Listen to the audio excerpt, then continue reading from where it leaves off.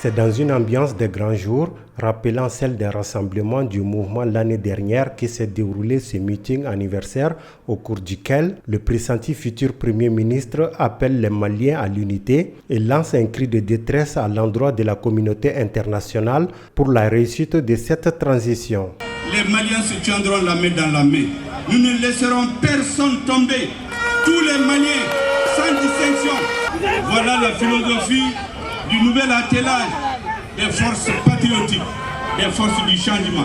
Nous devons dire à nos amis, notre peuple a besoin qu'on le tienne la main pour qu'il se sente debout, pour qu'il retrouve son indépendance, pour qu'il retrouve sa souveraineté, pour qu'il retrouve son unité.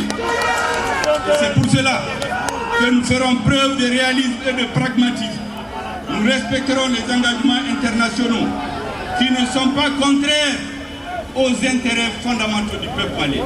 Les engagements qui existent doivent être mis en œuvre dans l'intérêt exclusif du peuple malien. Et dire à la communauté internationale que le peuple malien compte sur sa compréhension. Les invectives, les sanctions, les menaces ne feront que compliquer la situation. Tandis que les futures autorités de la transition déplorent les sanctions de la communauté internationale, des Maliens sont en désaccord en ce qui concerne la présence française sur leur territoire. Il y a tellement de Maliens en France qui vivent les gens ici. Si il s'agit de chasser la France, moi je ne suis pas de cet avis et ça n'engage que moi. On doit aller sur une base claire. Coopération gagnant-gagnant. Que ce soit la Russie, que ce soit la France, à mon avis quand même, le Mali doit mériter sa place parmi les nations.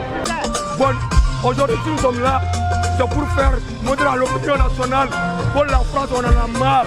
On en a marre de leur autorité extérieure. On veut que la tension revienne au Mali.